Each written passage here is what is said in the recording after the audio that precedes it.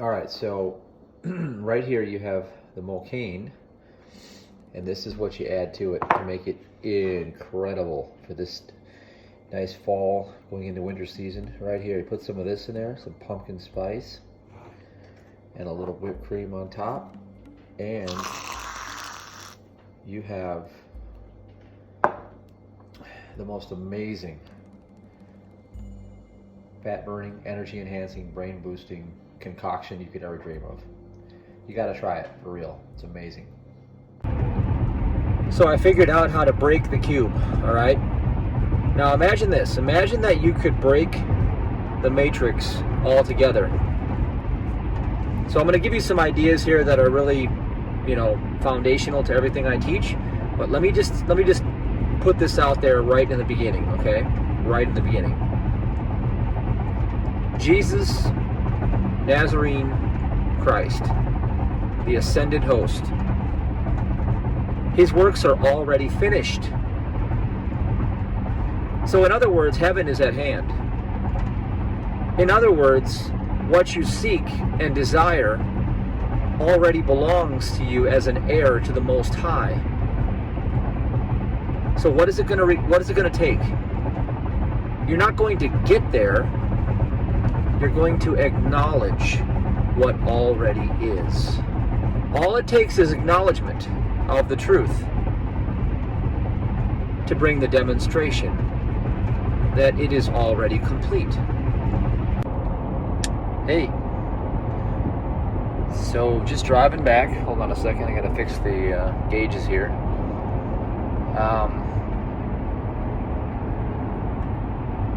Yeah, lots of transformation going on, and I've been talking about it and putting out some of the key highlights, especially pertaining to relationships and relating, because how you relate to anyone is how you relate to everyone ultimately, because it's the way that you approach life in general. We do make some modifications. We become better behaved in some capacities, but ultimately we want to make it so that the lowest common denominator of how we show up is above board in all of its affairs, so that we can really just have a standard of excellence that is who we are when we show up. And so I've been looking at that in my life and realizing that a lot of it goes back to some of the programming and some of the things that happened throughout my life, and even to the point of having what they call altars, which are for a lot of people that wouldn't want to believe this is into the woo-woo talk, right? A lot of the weird stuff. Just stay away from that talk. Don't listen to it, because I know my experiences. Like when I talk about I've seen a UFO right outside of my mansion when I had it in Spring Green, and I've seen a shapeshifter. When I tell you stuff like that, if that's too much for you to handle, then work within the reality concepts that you do understand. For those that are experienced and have firsthand knowledge like I do, then you're more open to that stuff. And if you like that stuff, I have a private video that you can watch. It's actually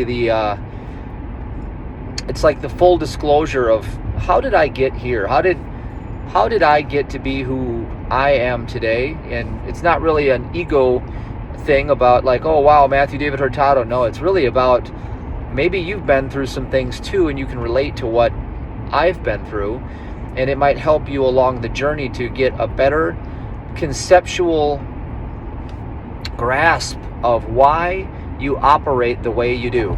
Because I tend to draw a certain type of individual to my teachings, and it's really my ministry. It's how I show up, and it's really what I've gone through, and what my expertise is solving the unsolvable problems. Things like, how do you overcome Lyme disease when nobody tells you can do it? Well, I did that, and I overcame a lot of other things. And so I specialize in doing the impossible. That's what I specialize in particularly in the realms of health and well-being and even finances. So that's really God's business, and that's why being a minister is the proper place for me to operate, because miracles belong in the domain of infinite love, infinite wisdom, infinite intelligence, God, whatever you want to call that source. Miracles belong to that domain. So a minister is just a person who helps you remember who you are.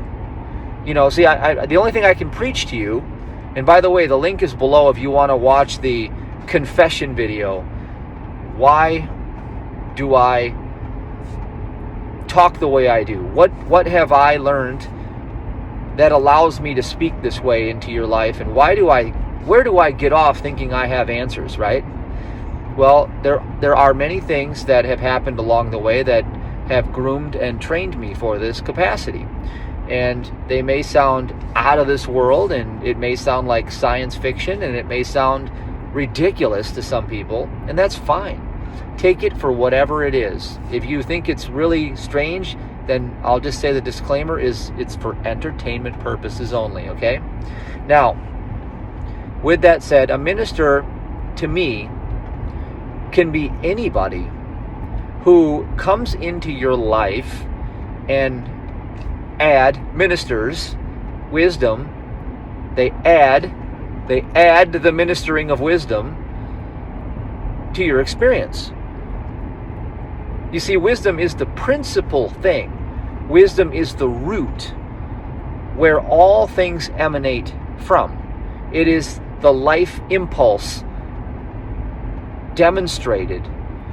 And you see, that's why when we come into judgments and things that we make, we step on the toes of wisdom, and then we begin to experience our own wrath upon ourselves. So I've got a lot to share here. Apparently I'm in flow state, and it's just coming to me. It's all like in queue. It's like waiting to come in, like the sands of time through the small little channel that has to like bring out that knowledge. So I'll just begin from the top and just go with this wherever we're going to go. My focus, my intent is to aggregate and to disseminate this knowledge in a way that brings you clarity, certainty, and a proven plan of action. Okay? That's what I do.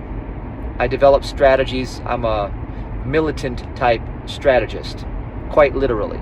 So you're looking at your life right now thinking, well, I'd like to scale up in certain areas. There is definitely more in store for me. There is more good in store. And, I have over 500 videos on my channel that will address many of those needs.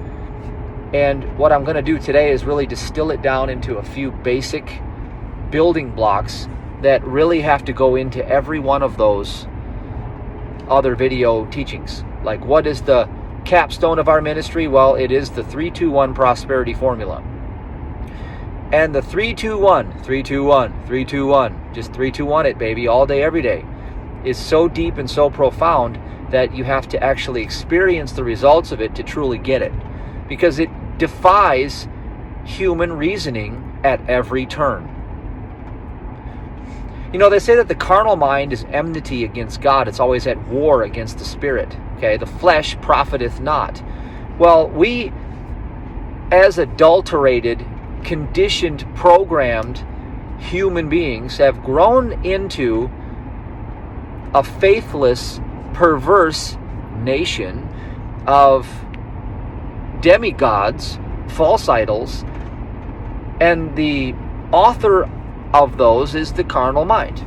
We live in a simulation that is the reflection of the carnal mind. Imagine that. So everywhere we go, we see the outer aeons, which is the external holographic universe, if you will. We see the extended five senses is what it really is. It's the extended body, the extended five senses. What we see, hear, smell, taste, and touch is really a reflection of what is happening in the carnal mind at the present juncture where reasoning meets with phenomenon. See, reasoning is meeting with phenomenon and creating judgments, and a perception of reality is birthed out of that carnal interpretation, i.e., this is what I think is happening right now. I qualify it, and therefore I think, therefore I am, which is absolutely inverted from the true position of reality. That's an inverse perversion of reality. Okay? Now, I'll digress and I'll back it up. So the 3 is tithing. It takes all of your time, talents, and treasure to put what you call the store of value in your hand that you are supplied with to take care of your mortal human needs. Now, you were never engineered to do this, but because the world programmed you with all this human willfulness to go out and to crush it, to kill it, to, the death culture got into you, that you need to compete with other human minds, that you need to step on toes, maybe lie, cheat, and steal. How far are you willing to take this thing to get to the top? You see? The further you are into the pit of hell, which means the left reasoning brain going down down to Hades, which is a state of consciousness of lower vibrational states, below peace, love, and joy in the consciousness scale, what happens is you start to emerge as an ID, an id, a persona, and that persona comes into the world as a altar. It is an altar, and it's built upon the knowledge of the programming that went into that preconceived identity. Now, it was preconceived because it belongs to this world, and it was conceived by the father of lies, and it sustains its own existence through drama, through strife, because the law of the outer realm is the law of envy and strife. And see, I'm giving you a master class right now. Everything I'm telling you is so profound and deep. I've learned it through years and years and years of study and meditation and contemplation, that you may think that this is just a bunch of words coming at you, but ultimately I'm going to deconstruct your worldview, and I'm going to absolutely annihilate your connection to the carnal mind before we're finished, because that is my intention, because that is what sets the captive free. Is I need to get you to realize with real spiritual eyes that you are not the carnal mind, and it has nothing to do with the authentic created version of God's manifest that you are. God created you to be the reflection of God's consciousness, not the carnal mind.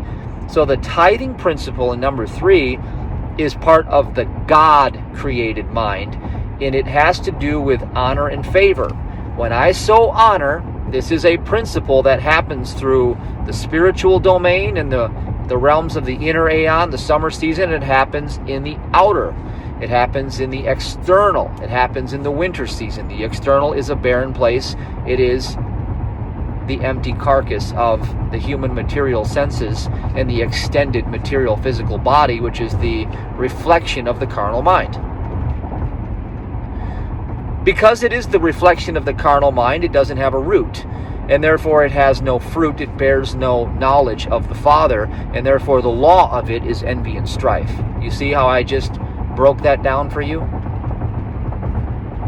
Once you become aware of this, once you are in the knowledge, this is the esoteric secret teachings of the ages that were cleverly extracted out of the pagan religions that most people subscribe to, not realizing that they are being bound and chained to the carnal mind through the misuse of the scriptures, taking them quite literally in a way that ascertains no metaphysical truth, okay? Because we have to go above the physical to get into the realm of divine consciousness, because God is a spirit, and God never descended into anything corruptible, and the law of the flesh is the corruptible mind made manifest. So there are not two, there are one. There's one principle, one God, one mind, one activity. And the activity of that one mind has a cheat code in it called the tithe. And when we sacrifice, the law of sacrifice is necessary in the natural realm, in the physical. When we sacrifice... 10 miles, turn right onto North 6th Street. Got it. Hold on, let me... I've got the directions on, so bear with me. When we sacrifice in the natural realm, okay, render unto Caesar that which belongs unto Caesar. Now, you have to understand what that means. You see, when I take what's material, substance-wise, in my reflected state of the carnal mind, in other words, I have a bunch of money laying around, well, that money belongs to this world, does it not? Is it not a physical phenomenon? Are you going to take it with you when you go? No, you are not. It is the experiential knowledge of the carnal mind. And so when I sacrifice it in exchange for divine wisdom, to where wisdom has been reaching me, and I've made many, many videos on tithing. You can watch them. Go to MatthewDavidHurtado.com and watch some of my training videos on tithing. You will find more and more information about this. It really is the beginning place of wisdom. In my opinion, the fear of the Lord is the beginning of wisdom. And to fear the Lord is to have no other gods, and the Lord is a spirit. And so when I sacrifice what is physical, the 10%, the tithe, the sacred tithe, to where wisdom is reaching me, I make a consciousness connection to the domain of spiritual substance. And that is the secret that has been carried on for millennia, for centuries. That is your doorway out of Egyptian bondage, of sorcery that has been used against you to confine you to the material consciousness of the carnal mind, flesh, the pit of hell, states of lower consciousness, the left brain, reasoning for your own existence. Take no thought for your life, Jesus said. Well, how are you supposed to do that if you have no proof that God is what God says he is, or he, she, whatever, the principle of love?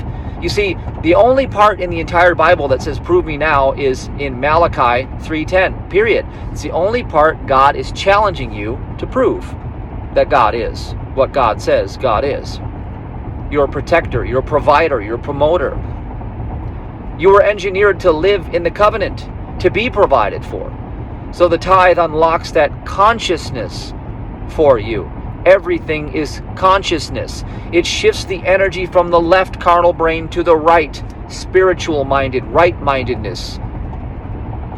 And it brings the kingdom into the realm of the physical domain, where it will supersede all of your fears, worries, and doubts, so that you can build your faith bank and trust God.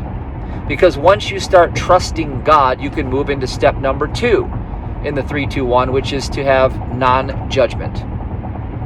Non-judgment is the letting go of the phenomenon as it emerges, in the moment that it emerges, by recognizing that because the principle of life itself is derived from goodness, that it can only contain goodness, and it can only bear goodness for the recipient, because the giver is the principle that is the all-sufficiency within all things.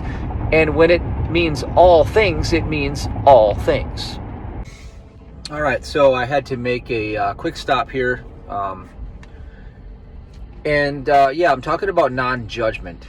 So how about this for non-judgment? The price of everything's going up, right? The price of bread, of gas, housing, you name it. It's called inflation. And you're witnessing that through the carnal mind. The carnal mind is doing something in the simulation of inflation. It's a thing. It's happening. It's easy to judge it and say this is bad. This is really a bad thing, right? Because you start to calculate in your mind how, the $10,000 you have today is going to be going a lot less far in terms of bringing you values. That means less groceries, less joy, less happiness. All these things come to mind, right? Is that really true? Is that really true? How do you know that's true? Can you guarantee that that's the only scenario that could possibly happen? You see, the carnal mind steps into fear and it believes it knows all. But you see, it says the same thing about tithing. How do I live on 90% when I don't live on 100? That's when we all begin. And what happens is then all of a sudden our supply increases. And then all of a sudden our needs are met in mysterious ways. So in reality, let's look at reality for what it is. It is God's kingdom. It is not, you see, it is not the carnal mind's substrate of its own reflection. The carnal mind is ignorant of all the ways of God. So when you look at your world and you think, well, this is good, this is bad, this is right, this is wrong, are you sure? Are you positive that you know everything? And if you're not, then why are you making opinions, which means no fact? Why are you putting your position of trust in a place of no fact? Because I'll tell you one thing. If there are 1,000 possibilities that could happen with the inflation coming, right? And the shrinkflation, which is the size of your packages of food getting smaller and smaller. They're trying to hide, right? They try to hide this. How do you know that's not a good thing? How do you know that your supply is not 1,000 times greater that's coming into your reality right now?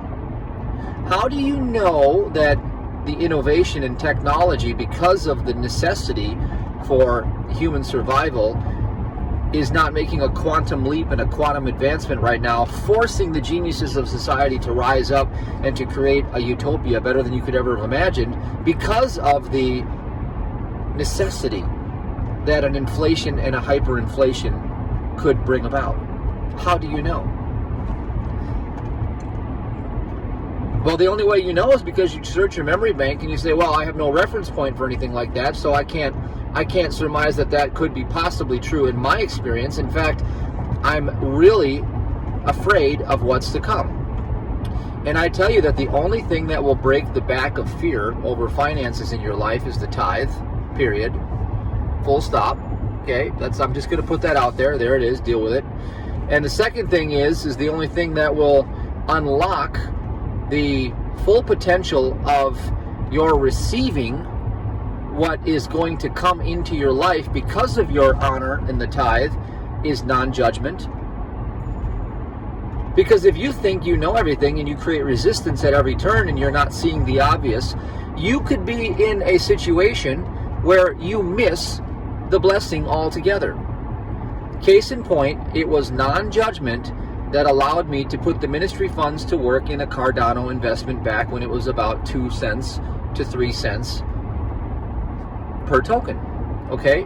Now, how did I see that? Well, I was not judging and qualifying everything in my experience. I was present to the present, letting go of the phenomenon as it comes up, not trying to qualify it, assuming that I know more than God. And I only can assume that God is trying to bless me because that's what I'm putting my basis on in my faith. So then all of a sudden I see the license plate that says ADA and I'm like, oh, that's Cardano. God, you're telling me to put this money in the ministry in Cardano? I will do this. You see, it takes a non-judgment position to see those things. That opens up flow state. You see, resistance is thought. Take no thought for your life. Jesus is saying stay in the flow state, stay in the right mind, stay in the intuitive side of your nature, because that is the part of you that taps into the God consciousness that is revealing to you in the now space where all of your blessings are. And that is how your steps are ordered, because you're right-minded. You're in the right intuitive mind, and that's the gap of the 3 seconds before human thought kicks in. And in order for you to stay in that gap, you have to become conditioned through the daily behavior of letting go of the propensity to think. You have to stop this altogether, because it's all judge, and you're creating so many judgments, right? And then if you look at like a balance sheet, imagine you're a corporation, because you are a corporeal corpse in a 5 cents human meat sack body. According to the carnal mind, you came out of a dock, you were handed over, right? You came out of a canal, you were handed over to a dock, a dry dock, a vessel in dry dock, and you were given a nom de guerre, which is a dead entity, which is an all capitalized name, and they capitalized on you. You see, the whole world has been showing you the whole time the trickery and deceitfulness, but you can't see it because you're drunk in the 5 senses. But what happens is, if you have a judgment sheet on a corporate balance, which is you, the corporeal person that's creating all the judgments, those are all debts. And what did the prodigal son do? He went out into the world and created debts, and he couldn't pay those debts. Well, what is the story all about? It's a story all about leaving the childlike innocence, the blamelessness, and the righteousness, the right brain, That's the formula for self-worth, by the way, is its innocence, okay? Childlike blamelessness, playfulness is part of it, and the right-mindedness, which means that it is the now space, fully in the present, with the imagination playfulness. All right, that's the formula for superior self-worth. Now, when you left that position and you became an adult, they put it in plain sight. For God's sakes, wake up. Adulterated idiots. That's what the corrupt carnal mind makes of mortals, and mortals are not God's children. So if you identify as a mortal in the flesh and you believe you were born of a mother, father, you have no faith in you. You have no Christianity in you. You are a pagan sorcerer. You are believing in the carnal, the flesh. You think you came from a carnal canal and handed over to a dock in a shipping war and shipping lanes, and this may be over your head or too abstract for you, but for God's sakes, you can't get there from there. You were never engineered to live that way. You are God's child. You are not the son or daughter of this world. And it's an identity crisis that becomes the fall of man. It's an identity crisis. All right, now let's just go into step number 1. Is follow the fastest path to your joy in every moment. Ask and answer the question, what is the fastest path to my joy in this moment? Regardless of the fallout. You just do it. And just say, you know, what am I going to do? Well, when I get home, I'll decide then. I'll decide what is the fastest path to my joy in this moment. Maybe I'll do a spiritual study. Maybe I'll go for a walk. Whatever is the highest excitement, possibility. Imagine your life in the present moment, and you're looking to the next segment of your day. And it's like looking at a menu at your favorite restaurant, and you're like, what am I really interested in right now? What excites me? What excites me out of all the options I can choose from right now? I'll take that one. Then go do it. Only for the sake of being in the expression of joy. Because it is your state of being that matters, not your circumstances. Because the state of reflecting joy is the reflection of God's characteristic and quality into the world. And as you reflect God, you begin to demonstrate what God is in your world, which is more goodness. And then the mysteries of life bring about the desires of your heart in ways that the human carnal mind knows not of. What is the fastest path to my joy in this moment? And see, there's the 3-2-1. 3-2-1, 3-2-1, 3-2-1. All day, every day. All day, every day. All day, every day. Don't forget it. It is the capstone. It is the literal transformation of you as the old man to the new man born in Christ Jesus. All right. You can doubt me. You can do it the world's way, and you can assume that, you know, things like what people think about you, your status, your reputation, and all those things are actually of value. And then you might get Lyme disease like I did, and you might come down and realize that none of that can profit you anything. That's a fleeting temporal thing, and it has no substance and no basis in reality altogether. And if you build your house on quicksand, well, don't be surprised if you start sinking into a hopeless situation. That's what happened to me. And you see, I found my refuge, and this is what I share with you. I share with you how God reaches us. And the 3-2-1 is the way for you to put yourself into the receptivity of that. Selah. All right, so I'm just going to talk to you while I am on a traveling journey today for like 45 minutes or so. And I'm going to talk about what to do in the face of a widespread shortages, inflation, all the fears that are really being brought to your attention. I'm going to explain the why, the how, the where, the what, the who, you know, all those questions that you're asking, and really give it to you in the most direct way possible so that there is no confusion. So first and foremost, what you're dealing with, as I discussed in the 3-2-1 version of the beginning of this video is the carnal mind. And the carnal mind really ultimately destroys itself at the end of the day. It's the lawless one, okay? The carnal mind is the lawless one. It's an impersonal mind. It's not a single person that is, to blame for this. It has no home. It has no place of rest. It has to find lodgment in the misuse of the free will from the individual who is giving it a place to think from. So, left to itself, it is nothing. What is evil? It's nothing. It's an absolute shadow. It is what you call is the ether rarefaction. You have the 1 and the 0. And number for God is 10, and God is all. So let's look at it from a scientific principle basis where God is all in all. Period, full stop. Now, this implies that everything created is part of God's substance, which we know the Bible agrees with, and God calls it good. And so therefore, the number of God is 10, 1 and the 0, and 1 is the ether. It's the principle, okay, the ether.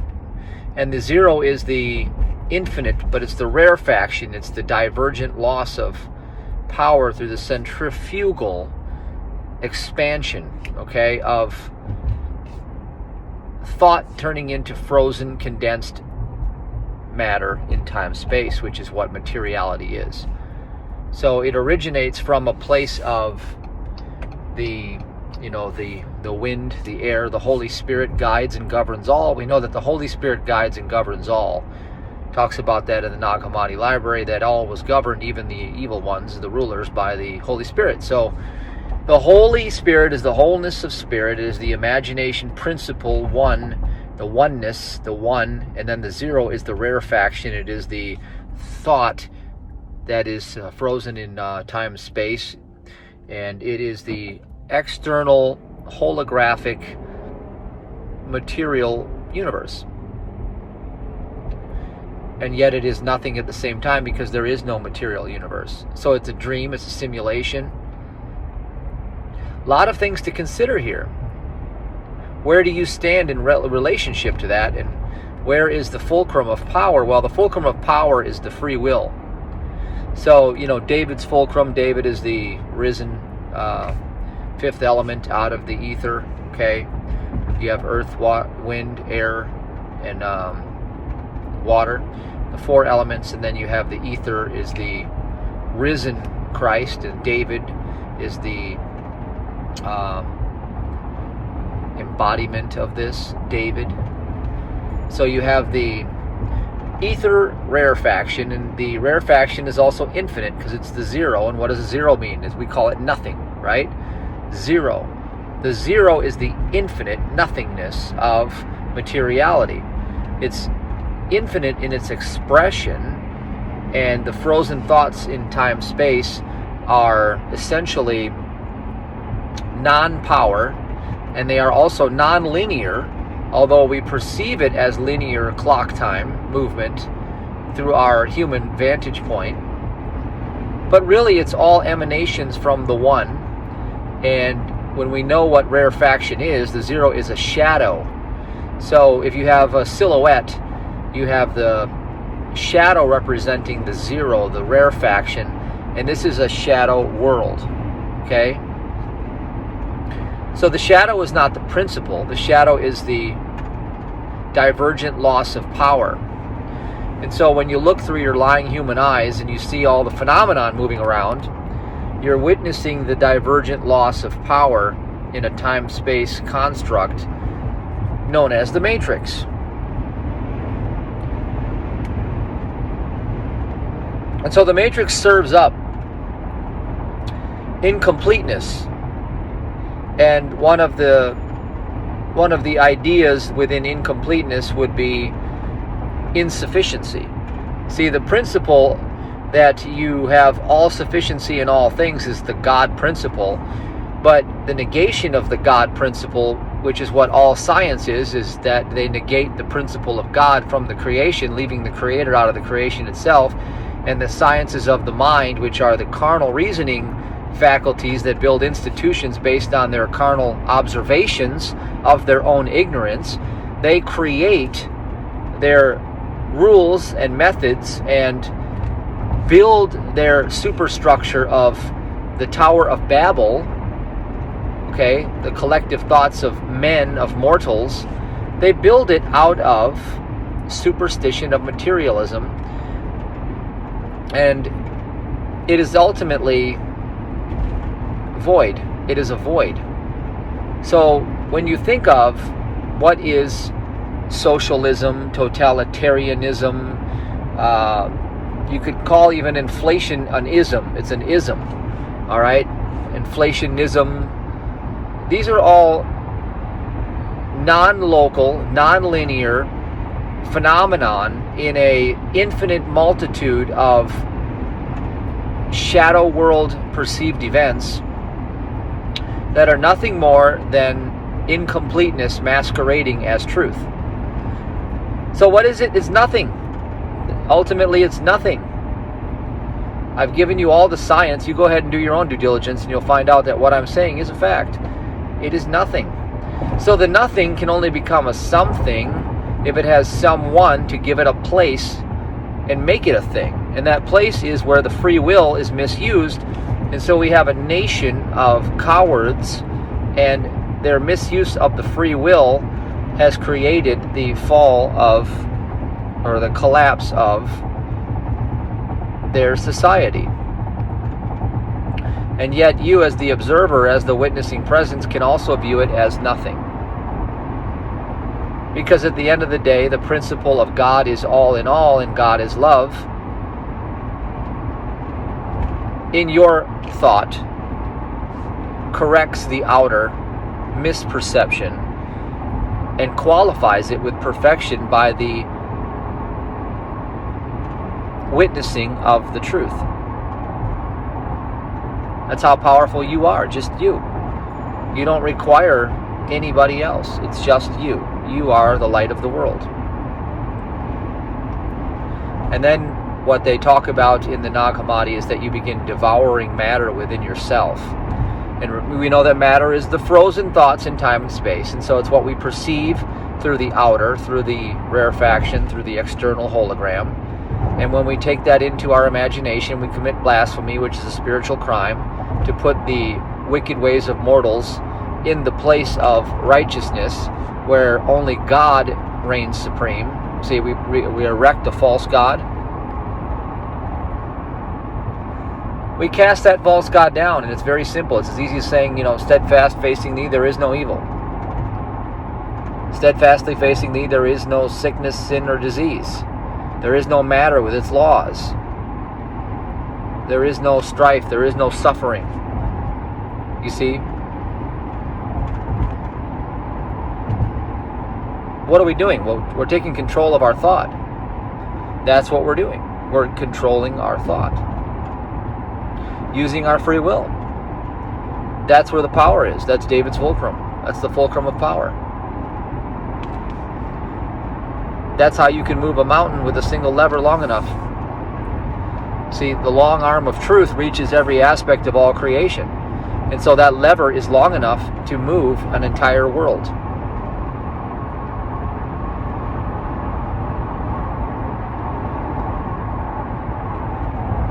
So you understand, this is not anything that you're not capable of doing. Is as natural as believing and trusting that only the good can ever happen, because God only created what God knows to be true about God himself, herself. Not challenging, is it? All right, so lastly, before I end this transmission, the one thing that I really am grateful for is that the ability to connect with amazing people is one of the best things I've probably done. And it's just because I admire them, and I pursue that wisdom. and I buy into their wisdom. I really believe that that's necessary.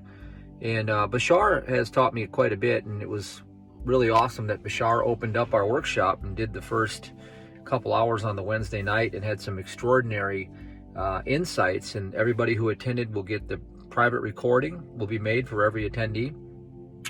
So that's pretty neat. And one of the things that Bashar teaches along the way, you know, when you're following his journey, is the AAA formula. And I'll just paraphrase the summary of it in my perspective of using it, because when you start to demonstrate and manifest things, you know, what I talked about at the beginning, you know, we're coming full stop, is that if the works of Christ are already complete and we just have to acknowledge it. See, we acknowledge that idea in our mind, and we correct our own thinking. Then it brings about that transformation. Well, the AAA formula ties into that. It's the, you know, acknowledge, right? It starts with acknowledge. And then it's appreciate, you know. So when things show up that we've, you know, set our affection upon, we are working towards, you know, you get that first victory in some cases, you know, some new money shows up from your new business, and, you know, appreciate it. You know, first of all, acknowledge it. Yes, this is what I've asked for. This is what's, you know, on my heart. Appreciate it. Really just appreciate it. Never stop appreciating anything. Whatever you stop appreciating will leave your life. It's a fact. I mean, relationships go south all the time. Watch my previous video on relationships. The problem is people stop appreciating and they take for granted, and then they do the worst thing, which is the last part. And so it's acknowledge, appreciate, and allow.